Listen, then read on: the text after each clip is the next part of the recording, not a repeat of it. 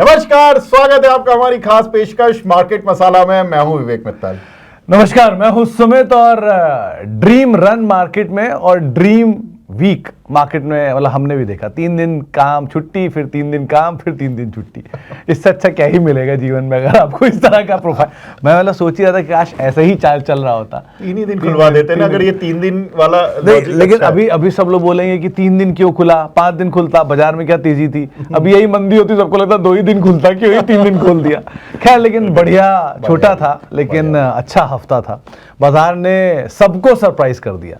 सबको लग रहा था कि इंडिया में अब सिर्फ कंजम्पशन चलेगा, ये चलेगा, वो चलेगा, लेकिन देखते देखते बैंक निफ्टी सिर्फ 60 पॉइंट दूर है अपने ऑल टाइम हाई से।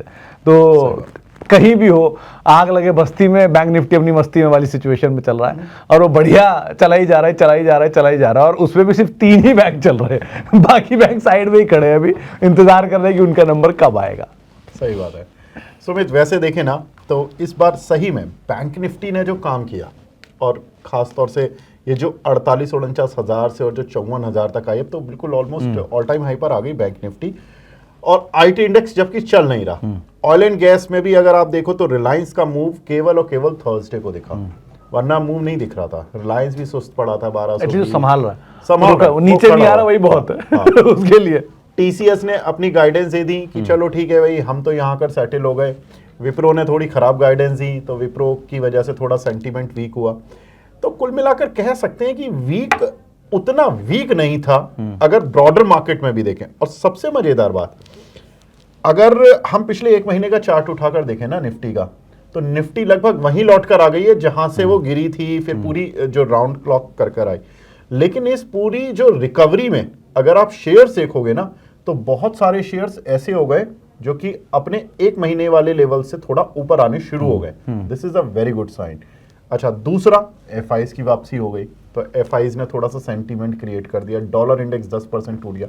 ये सारी चीजें एक साथ ऐसा लग रहा है जैसे इंडिया को वरदान मिल गया कि जाओ मजे करो, और मजे हो गए। नहीं, लेकिन ये मजे करने की वजह भी है। देखिए, हुआ क्या था कि इंडियन मार्केट में सितंबर से फॉल शुरू हुआ था। सितंबर से लेके अप्रैल तक, या आप कह लीजिए कि वो फरवरी तक हम ऑलरेडी धुलाई देख ही रहे थे। वो धुलाई इसलिए नहीं थी कि टैरिफ था या ट्रम्प टैरिफ था या कुछ और आ रहा था, वो तो टूट ही रहे थे हम लगातार। और ये पहली बार था कि हम टाइम बेस्ड और वैल्यू बेस्ड करेक्शन दोनों एक साथ देख रहे थे। जहां हमको सुधरना चाहिए था वहां ये ट्रम्प का इशू खड़ा हो गया, टैरिफ का इशू खड़ा हो गया, तो सुधरने की वजह हम और नीचे चले गए। लेकिन ऑलरेडी क्योंकि इतना करेक्ट हो चुके थे कि अब वहां से नीचे आने की गुंजाइश थोड़ी कम हो गई थी। लेकिन अब वो हिंड साइड में बॉटम बन गया, हिंड साइड में हो गई सारी कहानी पूरी, वो अपनी जगह चल रहा है। लेकिन एक चीज अच्छी है कि बाजार ने जो 3 दिनों की छोटी विंडो को बहुत बढ़िया से इनकैश किया है। किसी ने नहीं सोचा था कि ये 3 दिन की छोटी विंडो के अंदर एफआई भी लौट आएंगे, मार्केट भी चल जाएगा। और एक आज इनफैक्ट थर्सडे के दिन 500 पॉइंट निफ्टी का चल जाना किसी को उम्मीद नहीं थी, लेकिन एक्सपायरी थी तो बाजार ने बढ़िया तेजी दिखा दी, वो भी तब जबकि एसएक्स निफ्टी 200 पॉइंट नीचे। सो ऐसी सिचुएशन मार्केट ने 3 दिन की विंडो तो बना ली। अगला हफ्ता है पूरे हफ्ते का, बिल्कुल। और अब वो पूरा हफ्ते के साथ साथ अर्निंग भी अपना रूप लेगी असली। हाँ। क्योंकि अब तक तो जो अर्निंग थी वो तो ठीक थी। ICICI bank, HDFC bank weekend पे नंबर देंगे और वो टोन सेट करेंगे अगले हफ्ते बैंक निफ्टी की। बिल्कुल। सो बहुत हद तक तो बाजार ने डिस्काउंट कर ही लिया, चाहे अच्छे से अच्छे नंबर हो। देखिए, बिल्कुल अगर हम देखें तो बैंक निफ्टी ने, और खासतौर से जैसा आपने इनिशियली भी कहा कि आईसीआईसीआई बैंक और एचडीएफसी बैंक ही चले। अब अगर मंडे को प्रॉफिट बुकिंग आ भी जाती है अच्छे नतीजों के बाद तो भी कोई फर्क नहीं पड़ता। थोड़े बहुत अगर कहें कि थोड़ा सा प्रेशर पॉइंट मतलब इन टर्म्स ऑफ रिजल्ट्स देखने के लिए मिलता भी है तो उससे थोड़ा ज़्यादा प्रेशर आ जाएगा। लेकिन अगर हम देखें बैंक निफ्टी में बाकी कंटेंट अभी नहीं चला। अगर बैठा है, हाँ, एसबीआई बैठा है और बहुत सारे मिड कैप छोटे वाले बैंक, पीएसयू तो पूरा शांत पड़ा है अभी। पीएसयू बैंक हालांकि जब मार्केट गिर रहा था तो वो शांत थे, वो गिरे भी उतनी तेजी से नहीं, लेकिन अब उठे भी नहीं। तो अब क्या है कि अब जो सेकंड फेज ऑफ रैली होगी वो इंटरेस्टिंग हो गई है कि अब मिड कैप बैंकों में होगी, छोटे बैंक्स में होगी और फिर उसके बाद सरकारी बैंकों में होगी अगर बैंकिंग रिजल्ट्स अच्छे रहते हैं। दूसरा कि नेक्स्ट वीक रहने वाला है एफएमसीजी के भी नाम, क्योंकि एफएमसीजी कंपनीज के कुछ रिजल्ट्स आ रहे हैं। हिंदुस्तान यूनिलीवर आ जाएगा, नेस्ले आ जाएगा, तो कुछ एक रिजल्ट्स शुरू हो जाएंगे। आईटी अपना लगभग काम कर चुका, टीसीएस इन्फोसिस से बचा हुआ हो जाएगा, विप्रो हो गया, टीसीएस हो गया, तो यहाँ से लगभग आपको मिल गया। बैंकिंग का मेजर 30% 40% हो गया समझो कि बैंक आईसीआईसीआई एचडीएफसी ने 30-40% मीटर खींच दिया समझो। उसके बाद क्या, अब आपका एफएमसीजी आता है और फिर ऑयल एंड गैस आता है, तो अब यहाँ पर ही फोकस करेंगे। नहीं, लेकिन एफएमसीजी में एक नाम बहुत इंटरेस्टिंग है, उसको आप लोग अपनी जानकारी के लिए पढ़ भी लीजिएगा, वो है पूरा पेंट स्पेस।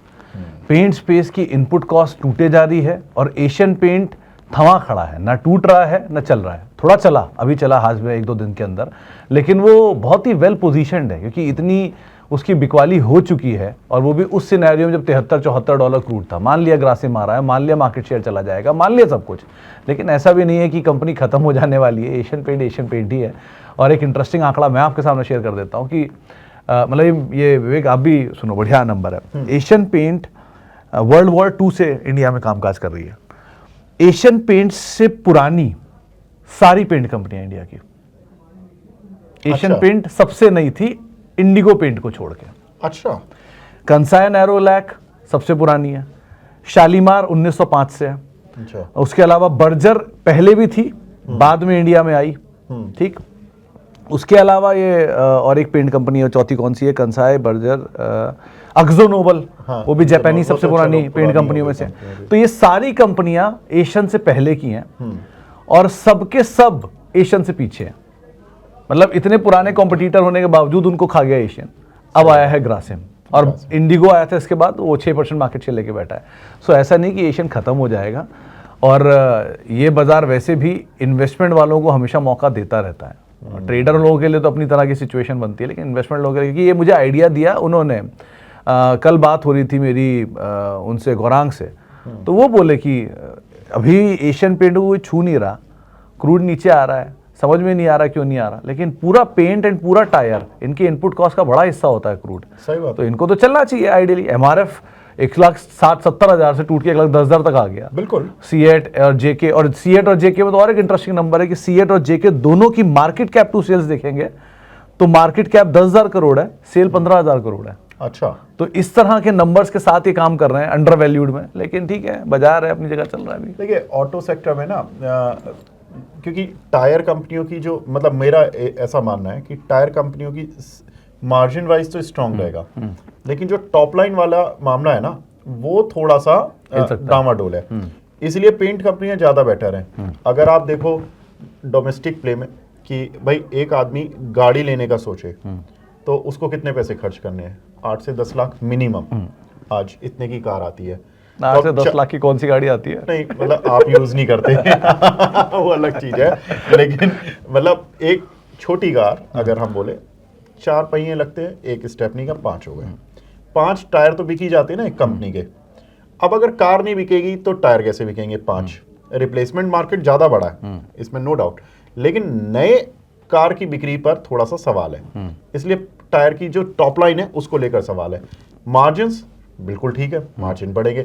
अच्छा, उसमें भी एक दूसरी चीज है सुमित, मैंने बहुत सालों बाद, हम एक्चुअली ये सब रिसर्च करते रहते, तुम्हें तो पता ही है यार कि हम तो इवनिंग में बैठे रहते थे, यही सारी चीजें ये चलती थी। हमारा ऑफिस खत्म होता है 3:30 बजे, ये जी के ज़माने की बात, जब हम दोनों जी में होते थे, तो 3:30 के बाद हम चाय पीने जाते थे। जब मार्केट बंद होता था 4:30 तक घूम घाम के वापस आते थे, और 4:30 से लेके 7:30-8 बजे तक, क्योंकि ट्रैफिक इतना होता था, घर तो जा ही नहीं सकते थे, तो घर में बैठ के ही, ऑफिस में बैठ के पढ़ाई लिखाई करते थे। पता नहीं कितनी नंबर ऑफ एक्सेल बनाई है, कितनी वैल्यू निकाली है, कितने डेटा निकाले हैं, और ऐसे ऐसे शेयरों के दाम और नाम मुझे आज भी याद हैं जो कभी लोअर डिजिट, डबल डिजिट, उनके नाम इतना लिया करता था उस टाइम पर, और वो आज 1400, 1500, 2,000, 2,500 के हो गए। तो उन पे हम हंसते हैं कि वो क्या ही भाव देखने को मिलेंगे, बट सच में मतलब एक बहुत लंबा सफ़र तय किया। उस ज़माने की ये बात बता रहा है कि किस ज़माने में टायर, और उस टाइम भी ये निकालते थे रबड़ के टायर कितना होता है, सिंथेटिक के टायर कितना होता है, सिंथेटिक रबड़ का और वो कार्बन ब्लैक बनाने में बिल्कुल ठीक। PCBL था उस टाइम, 60 रुपए पे घूमता था शायद, 60 रुपए पर। फिलिप्स कार्बन नाम होता था। उसके बाद तो फिलिप्स कार्बन ब्लैक अभी भी है, और उस समय वो कितनी बार तो उसके बाद स्प्लिट बोनस वगैरह वो सारा एडजस्ट हो गया, तो वैल्यू निकालना मुश्किल हो जाएगा। MRF आई रिमेंबर हमने 6-7 हजार पर भी देखा है। एक MRF आइशर था प्री स्प्लिट, 4-4.5 रुपए के आसपास घूमता था, एक बार 32,000 भी होता था आइशर एक टाइम पे। फिर वो स्प्लिट हुआ। आपको याद है एक रिपोर्ट आई थी आइशर पर ही आई थी, जब शायद मैं 500 रुपए चल रहा था, मैंने आपको बोला था कि यार ये मल्टीबैगर बन ये जाएगा। मल्टीबैगर की रिपोर्ट आई है, तो ये टर्न अराउंड स्टोरी थी, टर्न अराउंड स्टोरी। तो अब सोचिए कि कहाँ ही 500 से रुपए के कहाँ शेयर, कहानी। अब खैर हम तो अब पुराने चावल हो चुके पुराने हैं। चावल हो चुके हैं। क्या ही बोले। लेकिन टायर कंपनीज में एक चीज तो है सुमित, कि जो लोग ये सोचते हैं ना कि क्रूड गिर गया तो टायर कंपनीज के इस क्वार्टर के रिजल्ट अच्छे होंगे, नहीं होंगे, नहीं। वो लैग इफेक्ट से आएंगे, वो 2 क्वार्टर के बाद दिखेंगे, क्योंकि टायर कंपनीज के पास इन्वेंट्री पड़ी रहती है पुरानी, और वो ज़्यादा भरकर रखते हैं रबड़ की भी और जो भी उनके रॉ मटेरियल्स होते हैं, क्योंकि उनका वॉलेटाइल बहुत है ना प्रोडक्ट मार्जिन्स के उस फ्रंट पे, तो इसलिए वो इन्वेंट्री रखते हैं, और इन्वेंट्री का जो इम्पैक्ट होगा जब वो खत्म होगी, महंगी वाली इन्वेंट्री सस्ती वाली आएगी, तो 2 क्वार्टर बाद आपको नतीजे दिखेंगे। लेकिन शेयर पहले चलने शुरू हो जाते हैं। अपोलो टायर आप देखो, अभी का जो लो बना है वो 372-73 का बना है, और मैं थर्सडे की क्लोजिंग देख रहा था तो 450 के ऊपर हो गई, यानी कि काउंटर नहीं, सभी नीचे से। हाँ, मतलब जेके 230 का लो काट के 300 प्लस आ गया, सीएट 2600-2400 के लोस काटे थे, 3000 प्लस हो गया, सबने वो नीचे से करीब 20-22% रिकवरी दिखा चुके हैं। बिल्कुल। लेकिन अब वैल्यू वाइज आप बड़ा पिक एंड चूज करना, क्योंकि बाजार है, जब चलता है तो सब चलता है, जब टूटता है तो सब टूटता है। तो जहां आपको बढ़िया चीज दिखाई पड़े अभी के लिए, इसलिए पेंट का जिक्र पहले किया, क्योंकि पेंट थोड़ा बेटर है। और अब मॉनसून का नंबर अगर अच्छा आता है तो क्या होगा कि एक मॉनसून तक नंबर शायद नहीं चलेंगे, लेकिन मॉनसून जब खत्म हो जाएगा तो होता क्या है, जब भी कभी मॉनसून आता है तो पहले रूरल में सबसे ज़्यादा बड़ा बेनिफिट इसका होता है, और उतनी ड्यूरेशन तक सीमेंट और पेंट का इस्तेमाल कम होता है, क्योंकि उतनी देर तक मॉनसून चल रहा है तो कहाँ ही कोई पेंट कराएगा। लेकिन जैसे ही मॉनसून खत्म होता है तो हायर डिस्पोजेबल इनकम छोड़ के जाता है, और वो आपके लिए एक बड़े ट्रिगर के तौर पे काम काज होता है। तो एक जनाब ने मुझसे सवाल पूछा था कि अभी हम गर्मी को डिस्काउंट करें कि मॉनसून को, तो आप क्या डिस्काउंट करोगे अगर आज करना हो तो? देखो सुमित, मेरा जो अनुभव रहा ना, एक्साइड फॉर एग्जांपल गर्मी में सेल होती है सबसे ज़्यादा बैटरी की, क्योंकि इन्वर्टरों का यूज़ होता है। एक्साइड का बेस्ट क्वार्टर पता है कौन सा होता है? उससे पहला, गर्मी से पहला वाला, क्योंकि वो जो डीलर होते हैं वो रख रहे होते हैं, डीलर्स को वो सारा माल पहले चला बेच जाता है, चुके होते हैं। जनवरी मार्च क्वार्टर उनका बेस्ट होता है, अप्रैल जून नहीं होता। इसी तरह से आप चाय कंपनी देखो, जब सर्दी से एक दिन पहले, एक क्वार्टर सर्दी से 1 क्वार्टर पहले मैक्लॉयड रसल, जयश्री टी, इन सभी का जो बेस्ट क्वार्टर होगा वो जुलाई सितंबर होगा, वो अक्टूबर दिसंबर नहीं होगा। इसी तरह से आप देखो कि ये जितनी भी कंज्यूमर ड्यूरेबल कंपनीज हैं, दिवाली से वोल्टास और ये सब, ये वाली जो गर्मियों की एसी बिक्री वाली है, इनके जो रिजल्ट्स, जो शेयर में मूवमेंट आता है ना, वो फरवरी से शुरू होता है, वो मई जून में जाके नहीं होता। मई जून में स्मार्ट प्लेयर बेच रहे होते हैं और लोग खरीद रहे होते हैं कि इस बार हाय गर्मी बहुत पड़ गई तो वोल्टास चलेगा। अरे वोल्टास चलेगा नहीं भैया, वो वोल्टास गिरेगा।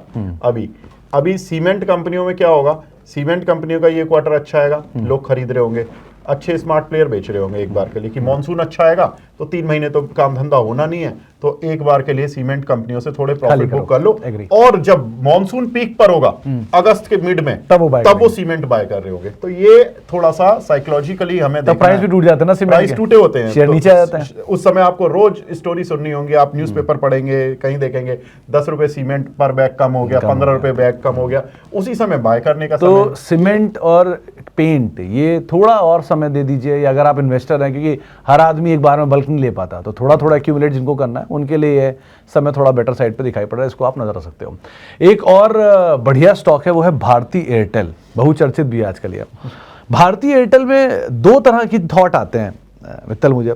एक थॉट ये कहता है कि बड़ी खबर आ रही है, टॉप बन गया क्या, हर रोज खबर है भारती एयरटेल में, एक ना एक, आज अच्छी खबर, कल अच्छी खबर, परसों अच्छी खबर, हेक्सावेयर में, भारती में, इंडस में। टेक्निकल वालों से पूछो, उनको ब्रेकआउट दिखता है, क्योंकि नया ऑल टाइम हाई काटा तो टेक्निकल जो अच्छा हो गई। सो फंड वालों को मैंने भी लास्ट को महीने के परफॉर्मेंस देखी तो उसमें सबने भारती बेचा है, सबने भारती बेच दिया, अच्छा। और एफआई ने सबने लॉन्ग कर लिया। सो अब ये आंकड़े ऐसे उलझ चुके हैं बीच में कि इंडस, भारती, हेक्सा, इनमें करें क्या? देखो सुमित, इसमें तो एक मेरी थ्योरी तो ये कहती है, जब समझ ना आए ना छोड़ दो, दूर हो जाओ, रादर देन कि उनमें समझ नहीं आ रही। जैसे आपने सारी चीजें बताई कि एफआईज घुस रहे हैं, डीआईज निकल रहे हैं, अब आप बॉस उनके गेम को आप नहीं प्ले कर पाओगे, और आप उनकी तरह का पेशेंस भी नहीं रख पाओगे। अब 1994 में जब इंफोसिस आया था, और वो जब उस जमाने में वल्लभ भंसाली साहब आज तक बैठे हैं, है ना, कौन ही हिम्मत रख सकता हो? तो नहीं भाई साहब, कंपनी के प्रमोटर निकल गए, हाँ, आप रह गए। आप रह गए। तो ये वो सिचुएशन होती है। मतलब लोग कहते हैं कि प्रमोटर को सबसे ज्यादा जानकारी होती है। मेरी कई प्रमोटरों से बात हुई, वो कहते हैं हमें अपने स्टॉक की कई बार जानकारी नहीं होती ये तो है। इंटरेस्टिंग है। बजाज हाउसिंग का जब आईपीओ आया था, खुद बजाज वालों ने प्रेस कॉन्फ्रेंस में बोला हमें 100 की उम्मीद है, शेयर 140 गया। उनकी उम्मीद से भी 40% ऊपर। तो बिल्कुल। तो अब आप ये सोचो कि जब नारायण मूर्ति साहब ने इन्फोसिस बनाई, ठीक है, तो उनसे बेहतर तो कोई इन्फोसिस को नहीं जानता था ना। नहीं। आज अगर उनके पास वही वाला स्टेक जो आईपीओ के समय पर अगर उन्होंने रिटेन करा होता, तो आज सबसे ज्यादा अमीर व्यक्तियों में वो भी होते। क्यों? लेकिन उन्होंने सारा स्टेक तो लगभग खाली कर दिया, कुछ ही परसेंट स्टेक प्रमोटर होल्डिंग का बचा है। तो प्रमोटर को भी कई बार नहीं पता होता कि मार्केट सेंटीमेंट और कितनी रेस्पेक्ट देने वाला है। आईटीसी देखो, प्रमोटर नहीं है। एलएनटी देखो, आईसीआईसीआई बैंक, कहां पहुंच गए एचडीएफसी। तो मतलब कहां पहुंच गए हैं। तो अगर आपको कभी भी ये दुख होता है ना कि आपसे गलत डिसीजन हो गया, ज्यादा दिल भारी नहीं करने का, प्रमोटर से भी होता है, मार्केट तो फंड मैनेजर से भी होते हैं। मार्केट रेगुलेटर मशीन है, इसमें कभी दुखी मत होइए कि मेरा ये छूट गया। आज ही की बात है, मेरे ही ऑफिस में एक भाई साहब ने एक शेयर खरीदा, उन्होंने उनका एक पोर्टफोलियो का शेयर भाग गया, दूसरा नहीं भागा। तो जो भाग गया कहते हैं यार ये कम लिया, और जो नहीं भाग रहा यार ये चल ही के नहीं दे रहा है। सो उनके पास दोनों तरह के रिग्रेट है। चल रहा है तो भी दिक्कत है कि मैंने कम लिया, ज्यादा ले लिया, नहीं चल रहा तो ये दिक्कत है कि ये चल क्यों नहीं रहा। आपके पास जो प्राप्त है वही पर्याप्त है, इससे आगे कुछ नहीं है। सो आप आराम से उसी में एंजॉय करिए जो मिल रहा है आपको। खैर एक और नाम आता है, वो आता है एचडीएफसी बैंक का। इस हफ्ते का स्टार परफॉर्मर, देश का दूसरा सबसे बड़ी कंपनी बन गई मार्केट कैप के लिहाज से, और ग्रुप भी सबसे बड़ा हो गया सेकेंड टाटा के बाद। तो इस तरह की एक बड़ी तेजी एचडीएफसी बैंक ने दिखाई। ये राइज ऑफ एचडीएफसी बैंक है या सरप्राइज ऑफ एचडीएफसी बैंक है? दोनों है। नहीं, सरप्राइज के बाद राइज है या सरप्राइज अगर नीचे आ जाएगा हो गया? देखो, सरप्राइज तब हो कि अगर कोई छोटा बैंक बड़ा बन जाए। ये तो बड़ा बैंक था, बड़ा ही बन गया। तो नहीं, लेकिन प्रॉब्लम ये थी ना, ये डिनायल में चला जा रहा है। हम मानने को तैयार नहीं चलेगा एचडीएफसी बैंक, लेकिन चले जा रहा है। देखिए मैं बताता हूँ, एचडीएफसी बैंक पे ना एक सुमित, ये चला नहीं था पिछले कुछ समय में, 3 साल से नहीं चला। 3 साल से नहीं चला। उसके पीछे एक बड़ा लॉजिक हो गया था कि बड़ा लॉजिक था, पहले तो इन्होंने एचडीएफसी लिमिटेड को एचडीएफसी में मर्ज किया, एचडीएफसी बैंक में। तो लोगों ने सोचा कि भाई चलो इनकी बुक्स अब ठीक हो रही हैं, अब बड़ी होंगी, ये होगा वो होगा, वो सारी चीजें ठीक हुई। उसके बाद क्या हुआ कि इनका जो सीडी रेशो था वो बढ़ गया, 112% पर पहुंच गया। अब क्रेडिट लोन ज्यादा दे रहे हैं, डिपॉजिट कम आ रहे हैं। अब बैंक फंस गया, बैंक के पास पैसा नहीं था। तो बैंक ने फिर किसी तरह से अपने डिपॉजिट रेट को बढ़ाया। अब उनका 98% आ गया। वही चीज बाजार को पसंद आ गई। अब वही बाजार को पसंद आनी शुरू हो गई कि भाई ठीक है, अब आप एक सेटिस्फैक्ट्री लेवल पर आ गए हो सीडी रेशो के हिसाब से, तो अब आपको इज्जत देनी शुरू करनी पड़ेगी। अब इज्जत मिल रही है। लेकिन एक और अच्छी चीज बता दूं, HDFC bank is the only Nifty company and is the only bank in the history जिसने पिछले 15 साल में एक भी डिक्लाइनिंग ईयर नहीं दिखाया प्रॉफिट का। अच्छा, मतलब अगर 1000 करोड़ का मुनाफा है तो अगले साल 12 होगा, उसके बाद 14 होगा, उसके बाद 16 होगा, उसके बाद 18 होगा। अच्छा। और पिछले 15 साल में ऐसा एक भी साल नहीं है जो एचडीएफसी बैंक का गिरता हुआ साल हो। अरे वाह, लगातार ग्रोइंग बैंक है। और ये बैंक ही नहीं है, इकलौती कंपनी भी है निफ्टी 50 की। अच्छा। इवन रिलायंस नहीं है, इवन टीसीएस नहीं है, जिनका एक साल कोविड तो सबकी, लेकिन एचडीएफसी बैंक उसमें भी खड़ा था। अच्छा, बहुत ही इंटरेस्टिंग नंबर है, आप देखना। और इसीलिए शायद 1995 में, 93 में इनका आईपीओ आया था। 1995 में डी मार्ट के जो मालिक हैं दमानी साहब, उन्होंने इस कंपनी में आईपीओ में पैसा डाला था और वो लार्जेस्ट रिटेल इन्वेस्टर बन गए थे 1995 में इस कंपनी के। अच्छा। और तब उन्होंने ये बात कही थी कि पेडर रोड के दाम पे मिलेगा और धारावी के दाम पे मिलेगा, जब उन्हें झुनझुनवाला साहब ने पूछा था। तो खैर ये बहुत ही इंटरेस्टिंग स्टोरी, कभी पढ़िएगा, बहुत ही कुछ है पढ़ने के लिए इस बैंक के बारे में। तो वैसे तो बाजार ही हर टाइम पढ़ने के लिए बहुत कुछ मिलता रहता है। सही बात है। अब आती है एक और सबसे इंटरेस्टिंग बात, जिसपे अभी हमारा डिस्कशन ऑफ रिकॉर्ड हो भी रहा था। मित्तल साहब, डिनाई के मोड में ही Nifty bank all time high पर आ गया, निफ्टी भी ऑल टाइम हाई पे आ जाएगा क्या? देखो, यही तो हम इतने बड़ी वॉइसेस से बात करने का फायदा क्या होता है सुमित, वो ना कभी क्लियर कट नहीं बोलते। हम कितनी कोशिश कर लेते हैं एंकरिंग में, मैं और सुमित, ये जिन गेस्ट से बात करते हैं, मैं जिन गेस्ट से बात करता हूँ, कुछ होते हैं रेगुलर वाले गेस्ट जो डेली आते हैं रोजमर्रा में, तो उनसे क्या होता है कि हम उनसे निकलवाते हैं स्टॉक के लेवल्स, डेली की पल्स, डेली की बेसिस पर कि आपके पोर्टफोलियो किस तरह से डिज़ाइन होते हैं। एक होते हैं फंड मैनेजर जो बड़े प्रोस्पेक्टिव से बड़ी पोर्टफोलियोज को देख रहे होते हैं, करोड़ों अरबों मैनेज कर रहे होते हैं। उनसे ना बातें निकलवाना सबसे टफ होता है, हमेशा गोल घुमा घुमा के बातें बताते हैं। लेकिन ये हम दर्शकों को आसान तरीके से कोशिश करते हैं कि समझ आ जाए जो ये बता रहे हैं। किसी फंड मैनेजर ने आपने सुना पिछले 15 दिन में कि किसी के भी मन में डर था मार्केट? मैंने नहीं सुना, किसी में नहीं था। चलो Fact, ये तो पिछली बार तो मैं जब हम लोग जुड़े थे इसी शो में तब वो जेएम वाला बोल के गए थे कि हम जल्दी 1 साल 1.5 साल के अंदर नया हाई बना लेंगे। मैं इतने सारे मैंने फंड मैनेजर्स के इंटरव्यू कर लिए, मुझे कहीं नहीं, सब ने ये बोला अनसर्टेनिटी है, हाँ, ठीक है। 3 महीने 6 महीने।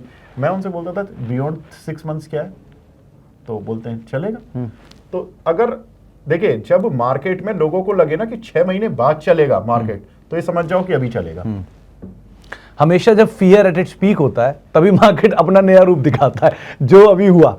आप लोगों को याद होगा इसी शो का पहला जो कार्यक्रम था उसमें वो एडवांस डिक्लाइन का नंबर डिस्कस हुआ। बिल्कुल। आज तक वो एडवांस डिक्लाइन का नंबर दोबारा नहीं आया। हम 2 महीने बीत चुके हैं उस महीने में। फरवरी को वो डिस्कस हुआ था, फरवरी से लेकर आज हम अप्रैल में आ चुके हैं। आज भी एडवांस डिक्लाइन 1 के ऊपर है, वो 0.72 का नंबर दोबारा हिट नहीं हुआ। और बाजार कितना भी पीछे टूट गया 1-2 हफ्ता पहले, लेकिन तब भी वो नंबर नहीं आया, तब भी 1.15 थे। सो सिचुएशन इसीलिए कि फियर आपको आपके पोर्टफोलियो में समझ में आ जाएगा। जब हमारा पोर्टफोलियो पूरी तरह धराशायी हो गया तो इसका मतलब अब हम फियर पर आ चुके हैं। और जब हम पोर्टफोलियो के सारे शेयर ही भागते हुए देख रहे हैं, कोई भी उठा लो जो अगले दिन चल रहा है, तो निकलने का समय आ गया। तो ये एक बहुत बढ़िया चीज़ है। एक और नाम वो है जेंसॉल, एक्सीडेंट ऑफ द वीक। इस पर बात करना ज़रूरी था। ये हादसा वैसे तो हम पहले बहुत बार देख चुके हैं, ये तो बहुत GTL, पुंजलॉयड, बहुत नाम आए हैं, सत्यम इवन। लेकिन जिन्होंने पहली बार देखा, कोविड के बाद पहली बार हुआ, तो उनको ज़्यादा इसमें दुख लगा कि एकदम से शेयर इतना नीचे आ गया। सो ये जेंसॉल जैसी सिचुएशन क्या रातों रात अराइज हुई थी, या ये पूत के पांव पालने में नजर आ जाते हैं, हमें नहीं दिखना चाहते? देखो मुझे तो ये लगता है कि सुमित, जब ये फंड मैनेज करने वाले होते हैं, जो बड़े बड़े स्मार्ट पोर्टफोलियो मैनेजर्स होते हैं ना, वो चीज़ें समझते हैं। और ये जो स्क्रूटनी होती है ना, स्क्रूटनी भी उन्हीं के क्वेश्चंस के बाद होती है। कोई ना कोई इकरा ने पहले वही तो रेस किया था, सबसे पहले इकरा ने रेस किया था। तो फिर रेगुलेटर्स जाते हैं ना, रेगुलेटर्स इतना एक कंपनी को उतना डीपली नहीं पढ़ रहे होते हैं। किसी ने कंप्लेंट की होती है कि यहाँ पे कुछ गड़बड़ चल रहा है। अब हमें थोड़ी नहीं पता लगेगा, ये पुलिस वाली तो केस है नहीं कि पुलिस आएगी आपके घर और बताएगी कि जी आपकी कंप्लेंट इस आदमी ने की है, उससे कोर्ट में जाकर मुकदमा लड़ो। नहीं, वो नहीं होता। आपको याद है एक बार ITC में जब शेयर नहीं चल रहा था, तो एक पोर्टफोलियो मैनेजर ने उनको ये बोला जी आप सबसे अंडर परफॉर्मिंग स्टॉक हो। उन्होंने काफी कुछ उसके बारे में क्लैरिफिकेशन दिया था। हाँ, उसके बाद ये कंफर्म हो गया था कि अब ITC का मैनेजमेंट को किसी ने रातों रात बहुत बुरी तरह से झकझोर दिया, अब ITC चलेगा। तो कुछ ट्रिगर्स होते हैं ये। अब ये क्या है, ये वाला केस पहला केस नहीं है, ठीक है। उन्होंने कुछ पैसा रेस किया था, 200 करोड़ रुपए उन्होंने डिस्क्लोज नहीं किए, 200 करोड़ के आसपास प्रमोटर्स ने उसी पर उनको पकड़ लिया। अब वो अगर कुछ, आपको भी पता है इंडिया में, तो वो थोड़ा सा एडजस्ट हो गया या बता दिया गया कि जी हमारे 200 करोड़ रुपए पड़े हुए हैं बुक्स में, अब खर्च नहीं हुए तो क्या करेंगे। 2-3 चीजें उनको उपाय बताने वाले भी बहुत सारे लोग होंगे, तो वो बता दिया जाएगा क्या नहीं। लेकिन ऐसी सिचुएशन में जब फॉलिंग नाइफ हो और अनसर्टेनिटी हो, तो जो लोग वैल्यू ऐड ढूंढते हैं कि लगातार स्केट लग रहा है, चलो ले लेते हैं, 1200 रुपए की चीज 50 रुपए में मिल रही है, 70 रुपए में मिल रही है, जाना चाहिए अवॉइड? देखो डिपेंड वही कि अगर कंपनी का बिजनेस ठीक है तो सब कुछ ठीक है। आपको याद है कि अनिल अंबानी समूह के सारे शेयर पिट रहे थे। आप एक चीज समझो, रिलायंस इंफ्रा, उसके पास मेट्रो के प्रोजेक्ट थे, ठीक है, लेकिन प्रोजेक्ट में एसेट कहाँ है? प्रोजेक्ट है। आपको ये सड़क बनानी है, आपको ये मेट्रो रेल बनानी है, आपको ये मेट्रो की पटरी बनानी, जो मर्जी बनाना सही, आपके पास अपनी कंपनी के पास एसेट क्या है वो देखो आप। रिलायंस इंफ्रा के पास एक एसेट थी बस कि उसके पास रिलायंस पावर का स्टेक था। रिलायंस पावर के पास प्रोजेक्ट है, और असली एसेट कहाँ थी? रिलायंस पावर पर। रोसा जैसा बड़ा प्लांट था, तो 6000 मेगावाट की कैपेसिटी। अब आप 1 मेगावाट की कैपेसिटी बनाने में कम से कम आज 6 करोड़ का खर्चा आता है, उस जमाने में 4-5 करोड़ का आता था। 24-30 हजार करोड़ रुपए की एसेट जिसके पास पड़ी हो, अगर उसके पास 20 हजार का भी डेट है ना, तो घबराना नहीं है, हमें घबराना नहीं है। हाँ, लेकिन आपको याद है एक कंपनी थी कॉक्सन किंग, वो बर्बाद हो गई कोविड में। क्यों हुई? अच्छा, आपके पास क्या है? आप कुर्सी मेज डालकर बैठे हो और आपके पास कुछ एसेट ही नहीं है। धंधा बंद हुआ कोविड में, आपके पास कोई एसेट मोनेटाइज करने के लिए थी नहीं, पे आप कर नहीं पाए बैंकर्स का, हो गए खत्म। ये ध्यान रखना है। तो असेट बेस को आप ज़रूर ध्यान रखिए, और बहुत कुछ डिपेंड करता है नंबर्स पे। हर चीज़ नंबर बता देती है, आप अगर उसको पहले से समझ रहे हैं तो अपने आप ही आपको बहुत हद तक चीज़ें क्लियर होते हुए दिखाई पड़ेंगी। ये हफ्ता हो गया जी, अगला हफ्ता पूरा हफ्ता है, अब अर्निंग भी है, किस पर नज़र होगी? अर्निंग में देखिए, एक तो मिड कैप आईटी की काफ़ी कुछ रिजल्ट्स आ रहे हैं। तो आईटी में मैंने आपसे पिछले हफ्ते भी बात की थी जब आईटी में कि लार्ज कैप आईटी फ्लैट रहेंगे। ये तो एक बात बढ़िया चीज़ नहीं है कि जिसको आईटी में पोर्टफोलियो बनाता है वो अपने नंबर देखता रहे। जो नंबर आया, से HCL आया, से टेक महिंद्रा आया, नंबर के बाद गैप डाउन हुआ, जो गैप डाउन हुआ वहां लॉन्ग कर लो, क्योंकि ऑलरेडी इतना टूटे पड़े हैं। तो इनमें बॉटम शायद इनके नंबर पे बनेगा, बॉटम नंबर पे बनेगा। आज भी मेरी एक फंड मैनेजर से बात हो रही थी, तो मेरा सवाल आईटी पर ज़्यादा ही मैं फोकस हो रखा हूँ आजकल। तो मेरा उनसे सवाल यही था, तो उन्होंने कहा धीरे धीरे एसआईपी मोड में लेते रहो, 3-4 महीने लगेंगे, अनसर्टेनिटी सब टल जाएगी। आप टीसीएस की कमेंट्री देख लो, वो बोल रहे कि short term pain, long term में हमें कोई टेंशन नहीं है। विप्रो की कमेंट्री सुन लो, विप्रो ने बोला भी हम एक क्वार्टर अभी यहाँ से देख रहे हैं, उसके बाद देखेंगे कि दूसरे क्वार्टर में क्या होगा। पहला ये क्वार्टर हमारा अगला वाला खराब रहने वाला है। इसमें विप्रो ने क्या गलत बोल दिया, तो हमें भी पता है, सबको पता है कि ये क्वार्टर खराब रहने वाला है। भाई अमेरिका में टैरिफ वॉर चल रहा है, तो हर साल हम मार्च में सुनते हैं हमारा साल खराब गया है, अप्रेजल नहीं होगा। नहीं, उन्होंने लेकिन एक चीज अच्छी है, उन्होंने ये बोला भाई हमारा जो अप्रेजल ही होता है एम्प्लॉइज का वो सितंबर में होता है, तो हम अप्रेजल से पहले हम क्लैरिटी दे देंगे कि हम वेज हाइक कर रहे हैं या नहीं कर रहे हैं। तो आप ये समझो कि 3-4 महीने हैं आईटी के लिए कोई भरने के लिए, जो भी अगर आपको पोजीशन बनानी है। HUL, नेस्ले हमने बताया कि रिजल्ट से उम्मीदें हैं। वॉल्यूम ग्रोथ सबसे इंपॉर्टेंट डेटा होता है FMCG कंपनीज में। मार्जिन्स दूसरा इंपॉर्टेंट नंबर होता है कि मार्जिन्स किस तरह के आने वाले। ज़्यादा ग्रोथ नहीं आने वाली है क्योंकि अर्बन से थोड़ा सा प्रॉब्लम है, रूरल से डिमांड थोड़ी ठीक है। और अब मॉनसून का नंबर आ जाएगा तो एक सेंटिमेंटल रूरल डिमांड फिर शिफ्ट होगी, तो नेक्स्ट कुछ क्वार्टर्स हो सकता है कि ठीक हो। वैसे भी डोमेस्टिक कंजम्पशन प्ले का भी फायदा इन सारी कंपनीज को मिल रहा है, क्योंकि सारे फंड मैनेजर्स यही बात कर रहे हैं कि भैया जो कंपनी डोमेस्टिकली माल बेचती है, अपनी इंडिया की जनता को बेचती है, वही सबसे फ़ायदे में रहेगी। और जो बाहर भेजती है माल, एक्सपोर्ट करती है, उस पर थोड़े से अनिश्चितताओं के बादल आ सकते हैं। तो इसलिए FMCG थोड़ा चल चुका है तो देख के पोजीशन बनानी है। लेकिन हाँ, FMCG ठीक है, नतीजे शायद खुश कर सकते हैं या आउटलुक खुश कर सकता है कंपनीज का। तो अगले हफ्ते के लिए या फिर अदरवाइज अगर आप वो कंजम्पशन ड्रिवन स्टोरी की बात सुनना चाह रहे हैं, सोच रहे हैं, तो कौन कौन सेक्टर हैं? तो उसमें आता है जी लिकर सबसे पहला, सारा कंजम्पशन इंडिया में ही है, जहाँ भी जो भी हो रहा है। हॉस्पिटल, अब जब पी भी रहे हैं तो भैया जाना भी वहीं है, सो हॉस्पिटल दूसरा हो गया। फार्मा नहीं, फार्मा अब एक्सपोर्ट होता है, हॉस्पिटल इंडिया में यूज़ हो रहे हैं। कुछ के बाहर एक्सपोजर है, लेकिन मेजर इंडियन से बिजनेस आता है इनका। प्लस वो कोल इंडिया, वो IRCTC, ये तरह की कंपनियां जो हैं जिनका पूरा धंधा इंडिया में ही है, तो इनको बहुत ज़्यादा इंपैक्ट आता हुआ नहीं दिखाई पड़ेगा। तो ये तरह की कंपनियां जो इंडियन कंजम्पशन स्टोरी पे काम काज कर रही है, वो खाने पीने वाला जोमेटो हुआ या स्विगी हुआ या पेटीएम हुआ या जुबिलेंट फूड हुआ, वरुण बेवरेजेस हुआ। वरुण तो चलो फिर भी थोड़ा और धंधा बाहर है, लेकिन इस तरह की कंपनियां जिनके खपत पे ज़्यादा फोकस है, उनको कंजम्पशन ड्रिवन स्टोरी के तौर पे आप देख सकते हैं।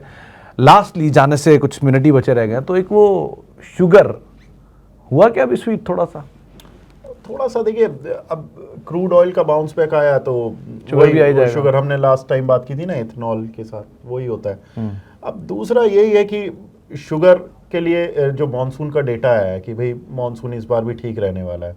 दैट मीन्स कि इस बार क्या हुआ था कि मॉनसून अच्छा आया था, लेकिन गन्ने की जो पैदावार थी उसमें यूपी में तो रिकवरी रेट ठीक आ गया था फिर भी, लेकिन महाराष्ट्र और कर्नाटका साइड में वहाँ पर रिकवरी रेट नहीं आ रहा था। तो इसलिए शुगर कंपनीज को मॉनसून अच्छा मिला लेकिन रिकवरी नहीं मिली, तो सारे शुगर शेयर एक बहुत साल पहले हमारी एक डिबेट हुई थी कि गर्मियों में चीनी का इस्तेमाल बहुत ज़्यादा होता है।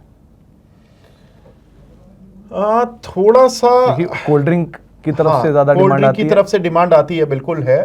लेकिन अब आप एक चीज़ देखो ना सुमित, जिस जमाने में हम कोल्ड ड्रिंक की बात करते थे उस समय कोल्ड ड्रिंक ही बिकती थी। अब लोग हेल्थ कॉन्शियस ज्यादा हो गए हैं।